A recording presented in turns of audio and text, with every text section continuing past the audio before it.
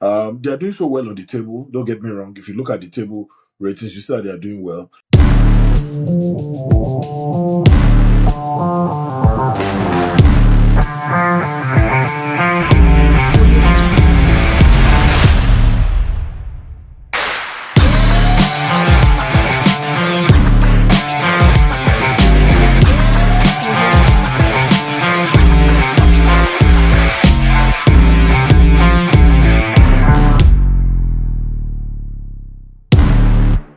Hello, good evening. This is Taiwo Najobi once again, your host on Lan Onasis Maple Sports. We like to, bring a lot of unfiltered opinion, sharp analysis, and some big love for Canadian hoops and ice. Today we're going to be breaking down a little bit of hockey. I've had the opportunity of catching up on some of the hockey highlights that have happened pre-Christmas and after the Christmas, and a lot is going on in the world of hockey. Today is run by Taiwo, your commentator, analyst, and unapologetic fan of the game. This is 9 p.m. Mountain Standard Time, and I like to say take a chance, be brave, sing your heart out and make a difference. Um, Today, I just like to spend some time and, come up with ranking of all the teams on NHL and what I feel about it. And I'm going to be just going through from one up until um, the last team that we have on NHL. And I'm going to just be spelling out some of their abilities to win, scoring chances, goaltending model. And these three are not in any chance following what we have on the table as of today. This is just strictly following goaltending model, scoring chances, and the abilities to win. I've decided to rank the teams, and I'm going to just talk about my model of ranking the team and what I feel about this team. From 1 to 5, I'll be talking about the true contenders. And, I'll be putting it on the screen so that you have an idea of what I'm talking about. The true contenders are teams ranking from number 1 to number 5. And these are teams that combine together for elite scoring, chance generation, at least above my percentage limits, and average goaltending. Um, Looking at some of the teams that I consider most stable, because these are the teams that are going to go far in the postseason. And with what they are showing now, if they go with this to the postseason, it means that they're going to be very, very outstanding. However, standing at number 1, which is the obvious team, is the Colorado Avalanche. They've been playing extremely well at a very high level. They've been very professional. They have been the best overall team so far in the league. Even on the table, they are number 1 in their division. Um, One thing that stands out about them is their elite scoring. They are scoring at a very high level. They have strong goaltending. The guy that manages their net is very, very outstanding, number 1 overall this season. And he has been playing very well, and that's why they will continue to remain as number 1. Earlier in the season, I said it. I said Colorado is sending a message very early in the season. And right now, with about 35, between 30 and 38 games, which they'll be clocking before the end of the year, they've done over 20 games being won, which is good enough for them. Over 20 games have been won, and I'm really happy that they are number 1 today. Number 2, we're looking at Tampa Bay Lightning. Tampa Bay Lightning team just came up from nowhere. They struggled very early in the season in my own approach based on these 3 categories. I saw that they struggled, but after a while, they were able to get back some stability. And for me, I call them a balanced threat. They've done so well, and they try to create a lot of chances. In my own opinion, they are slightly better than Colorado in chances created. And so far, that's why they are number 2 on my list. But the Colorado Avalanche have been outstanding. Bay Area movement this season has been very outstanding. And I've said it, in previous sessions that I've had. Number 3, we have the Carolina Hurricanes playing very well. They are doing some monster scoring, which is compared to how they played last season. They're about 7.2% based on my ratings. And they kind of struggle a little bit on goaltending. They are what I would call average in goaltending. It's easier to just say that they are average on goaltending, and that's why they are number 3. They should have been number 2, but because goaltending for the Tampa Bay Lightning is better than them, so they're struggling a bit in goaltending, and that's why they come in a bit on the negative side for goaltending. Washington Capitals is a big surprise for me. Their goaltending has been one of their key surges this season. Because they have a good personnel on goaltending, it has also helped them move forward very fast. And their scoring is modest but very reliable. Now, looking at their reliability, you are looking at scoring chances. They have a good model going into the zone that helps them to be able to create more chances, and they have one of the best players on their team as well, who is still playing active hockey as of today. We have the Minnesota Wild. They are playing so well. It's so funny that the top five teams are from teams that even in the NBA, we have the Minnesota Timberwolves, also playing well. And on the Colorado Avalanche, we also have um, what's the number one team right now? Okay, that's the number two team now on the basketball table, and that's the Denver Nuggets. Yeah, also from the city of Colorado. Yeah, they are playing so well now, and the two teams are coming up in 1 to 5 as well. So for the Minnesota Wild, they have some elite goal scoring going for them. Their offense is limited but efficient. You can still keep them at number 5, especially based on these three categories. If we try to look at the existing table, there are some other teams that are directly below my 1 to 5 that will come before them. But looking at their goaltending model, scoring chances and ability to win, I'm comfortable keeping them at my number 5 for my Lan Onasis NHL power ranking today. So for the key insights for the teams that have fallen within my 1 to 5, I think Colorado is the only team standing on top as number 1. They've been very outstanding this season. Everybody's talking about them. The Carolina Hurricanes, is the most dangerous chance creation team. And I said they create a bit more chances than the Colorado team, but because of the way the Colorado team has been consistent this season, that's why I kept the Carolina team as number 3. And their goaltending also, they struggled a bit. So for chance creation, Carolina is better. But if you look at it, this has led to what I call a volatile 1 to 5. And this is just within the first 35 games of the season. The next 35 may be a different outlook. But right now, with what I'm seeing, the Colorado team is outstanding. Carolina is 3, Tampa Bay is 2, Washington Capitals is 4, and the Minnesota Wild will be number 5. Okay, that's a good one. Going into 6 to 12 on the NHL, which is, just driving the way I call this team the playoff probability teams.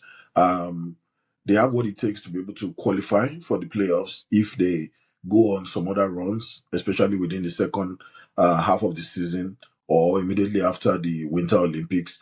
They have what it takes to make a lot of noise based on those 3 categories I talked about.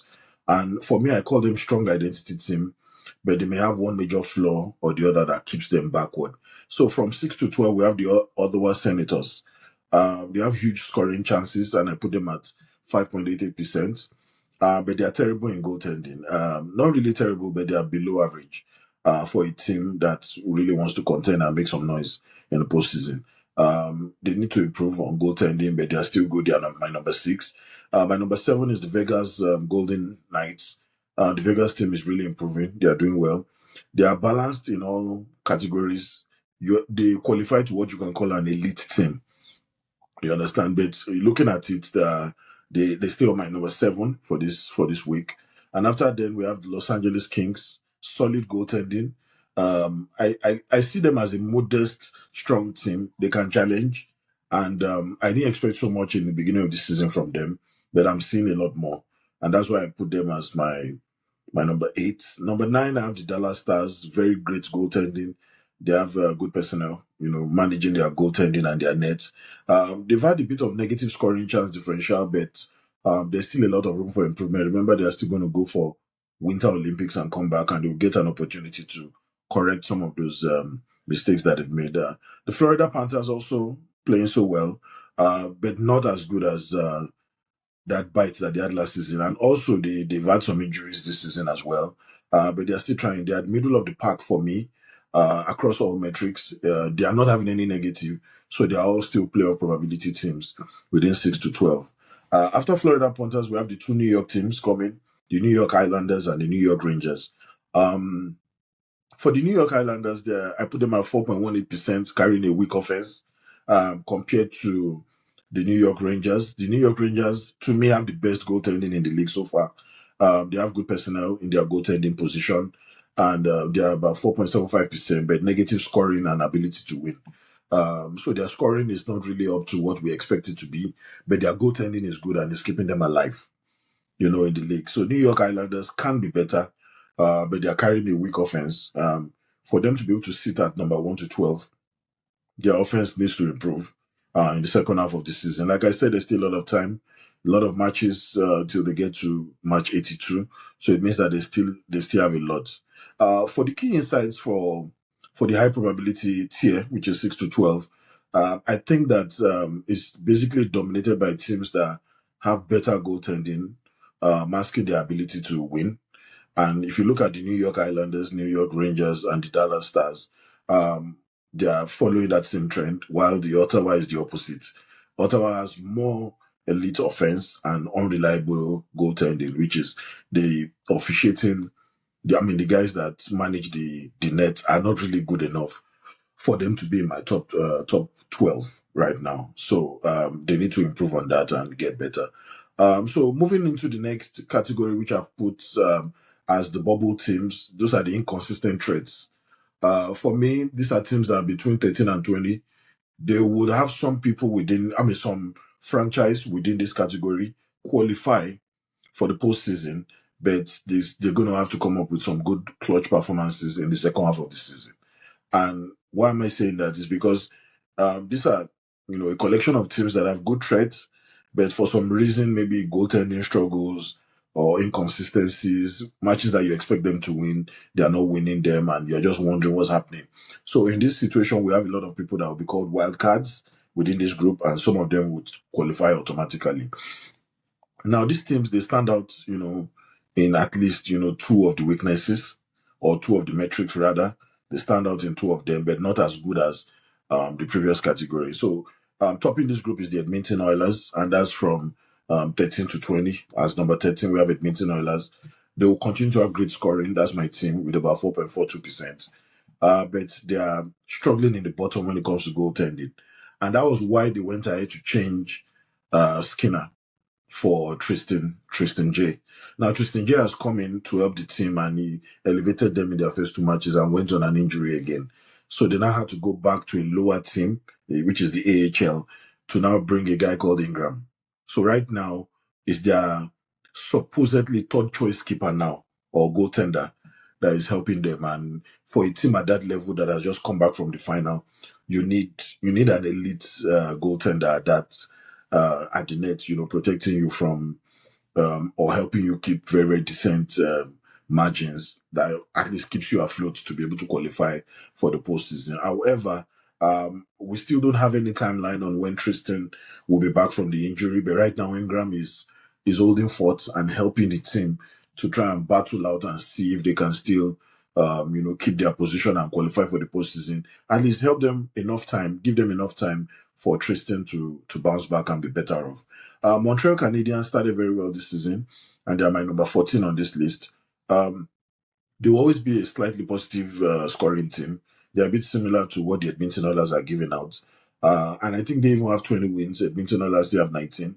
But I'm not sure. I have to check if the Edmonton Oilers have more overtime and penalty penalty shootout wins as well. So slightly negative goaltending also for the Montreal Canadiens. And these are two Canadian teams now that are struggling with goaltending. Offensive power is there, but goaltending has been an issue. New Jersey Devils, compared to the level of what we want them to achieve, they are flat across all categories. New Jersey Devils top their division, quite all right, but we still know that they have some weaknesses that can still make them drop. So, and I said in the beginning that we have some franchise that I will be naming here that are topping their division, but they still have weaknesses that are well known. And we'll continue to talk about them. Like the Edmonton Oilers are joined second in their division, but they are 13 on my list because we're looking at the entire team. So we have all other teams that are probably well structured better than them in goaltending, ability to win, and other categories as well. We have the Detroit Red Wings, mild scoring for me. They're also doing well, not so bad. They're doing well, poor goaltending as well. There are a couple of things that they need to improve on their goaltending, not so good. Buffalo Sabres dropped a bit. They started well beginning of the season, but they are similar to Detroit. But it's just that they're slightly worse than them, in all their categories as well. But there's a lot of improvement that can be done. The Pittsburgh Penguins, good scoring chances. They switch goalkeepers. Skinner has gone there while they've sent Jared back to the Oilers team. But still, they have a 2.12%, but goaltending to the new goaltending guys that have been sent over are still trying to adjust as well. So they need some time to be able to. It's still a long number of games. We're just We're just between 32 and 35 games across, and some teams will be playing later today as well. The Winnipeg Jets came with a lot of promise, but negative scoring and negative ability to win. So they are not even falling into my positive for scoring and ability to win. So it means that they need to improve generally on their offense. They used to be one of the good power play teams before now, but it looks as if they are just an average power play team going forward. The Anaheim Ducks, not a scrub, but they are the last on this category of the bubble teams are inconsistent. Anaheim Ducks are a very good team, but poor goaltending compared to other elite teams. They are doing so well on the table. Don't get me wrong. If you look at the table ratings, you see that they are doing well, but they have some weaknesses that we can, highlight and pick on them and say, oh, they need to improve on goaltending for them to even give themselves a chance. Because the second half of the season is going to be a lot different. For 82 games, you're going to be seeing another 40 games going in a different direction after the Winter Olympics. So they need to improve on some things. Slight scoring, they need to score a bit more as well. For the key insights for this group, I think Edmonton and Pittsburgh they're the classic teams, and they are the ones that changed goaltenders. They have low percentages, but they are dangerous but unreliable. So it sounds funny when you say a team is dangerous but unreliable. So it means that there are a bit of inconsistencies. They lose this one, they bounce back. I was just watching the Edmonton Oilers play the Calgary Flames. They had beaten them, dominated them in the first leg in Edmonton, but by the time they came to Calgary, Calgary brought a different energy and they won 3-2. If that game had gone for an extra 5 minutes, maybe the Edmonton Oilers would have scored one. But why wait till very late to try to recover when you'd have played better from the beginning? The Calgary team came out with a lot of energy, even though they don't look like they're in the right position right now. But the Edmonton Oilers looked very ordinary against the Calgary Flames in the second leg, just immediately after the Christmas. So for declining teams that are underperforming, and these are teams from 21 to 26, for some reason, some teams are, struggling, and second half of the season, they can get it together and just go on a run of 10 or 12 wins. And anything can happen, things are still changing very fast in the league. These are teams with negative values across most of their categories. Nothing positive across those three categories I talked about. The Boston Bruins are getting weak, their scoring is not so good. They started well, but they're also dropping. You understand? Goaltending too is dropping. Now, one of the reasons why some of these things are like this and why these values are like this is because in the NHL, there's a freeze week where they cannot make any changes. They can't make any trades. They can't even take players from lower leagues that are probably representing the team or from a sister franchise. Now, the reason why is because there's a freeze between 20th and 28th of December. Now, within that time, you are stuck with whoever you have on the team, whether they are injured or whether they are available. You have to manage them, and you're going to go on a run of about 3 to 4 matches. Now, if you go on those run and you lose those 4, it kind of diminishes momentum. Now, the Toronto Maple Leafs were already struggling before we went into that freeze period. So they were stuck with the guys on those teams. So you have to play with them no matter what, because that week also gives us an idea of which of those teams can make some changes to their strategy because they don't have extra personnel help coming in. They just have the exact squad. If you have a keeper, if you have a goaltender that is injured, the goaltender will have to manage within that period. So it gives a bit of dynamic change to the hockey league, and so far a lot of teams were able to come out on top with good performance. The Boston Bruins are dropping. Philadelphia Flyers are also dropping. They are negative across board. The Calgary Flames slightly better.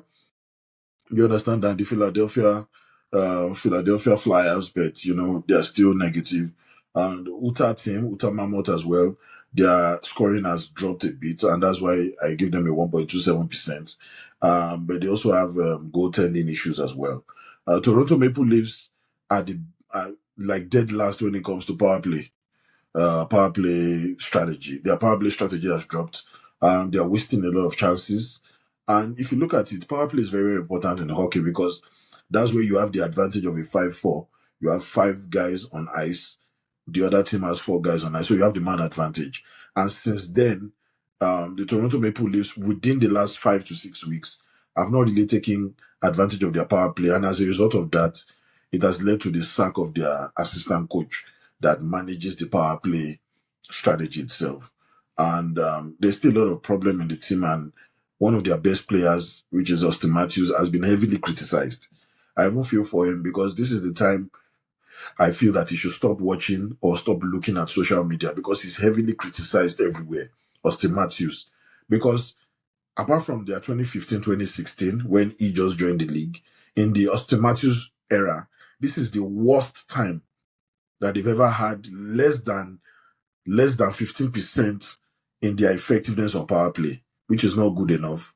And now the Toronto Maple Leafs, I think there's still a problem because it's really not a personality change.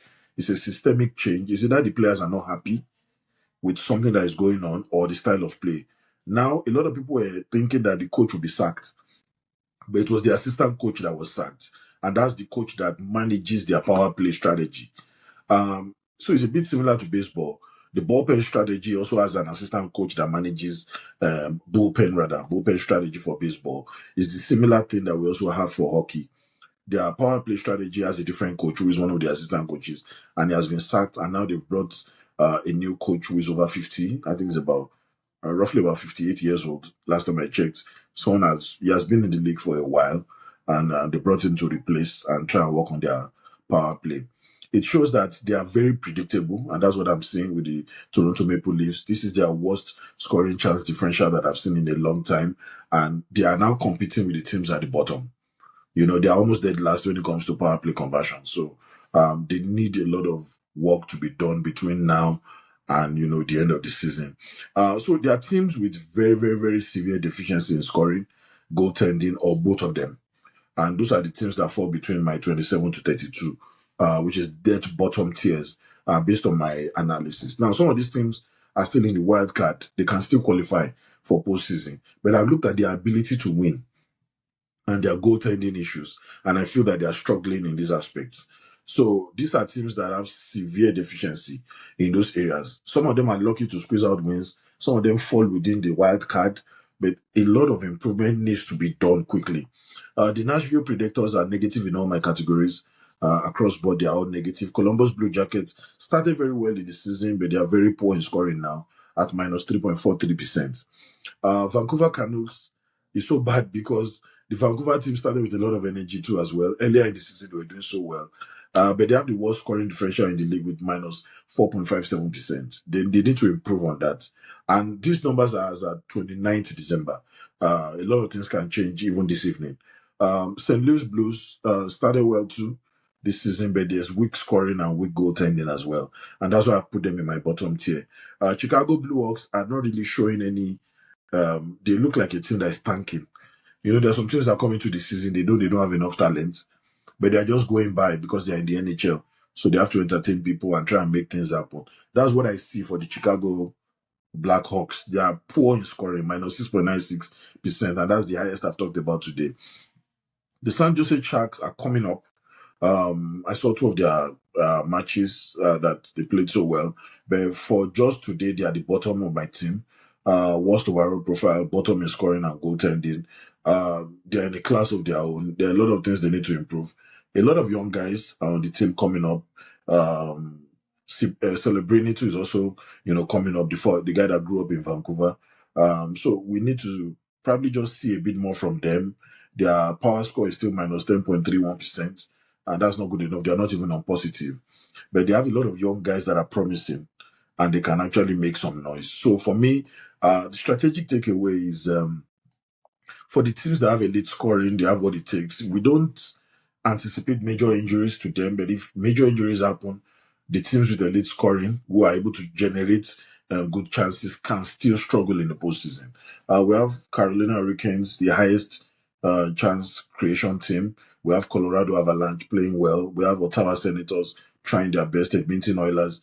These are scoring teams. They create chances. Even in a match where we have the mid block very well, we also have the back block very well. They are still able to create chances based on their movement, especially with the Edmonton Oilers having elite Drysdale playing well this season, Daniel Nurse playing very, very well this season as well. And we also have some of their great guys coming up clutch this season as well. So we need to just, give them their flowers where necessary. where necessary, rather. Now, these teams will continue to drive play and control the pace because they've been in the league for a while. They have good veterans that understand the league. Goaltending teams that have succeeded based on the fact that they have good goaltending personnel. In football, we have this statement being said as good goalkeepers have kept them alive. And New York Rangers fall in that category. New York Islanders, the Minnesota Wild, and the Washington Capitals. Goaltending has driven them, helped them to stay afloat and very competitive. They rely so much on their goaltenders, and that's still very risky for them. They need to change a couple of things which I've said earlier. Now, teams that have experienced structural decline, they started well, but they are declining. The Boston Bruins, they are really declining. Toronto Maple Leafs are declining. Calgary Flames, they are all declining. They show systemic issues, and they are not showing any balance in scoring. They are not creating opportunities like I would have wanted them to, or everybody, every analyst is talking about it. So far, I've been able to talk about the, 32 teams, where they fare and where they need to where they need to improve on and things that they need to touch on. Thank you very much for staying till the end. I'm your host once again, Taiwo Onajobi. I'd like to say have a wonderful day ahead and enjoy the new year ahead as well. Thank you and God bless.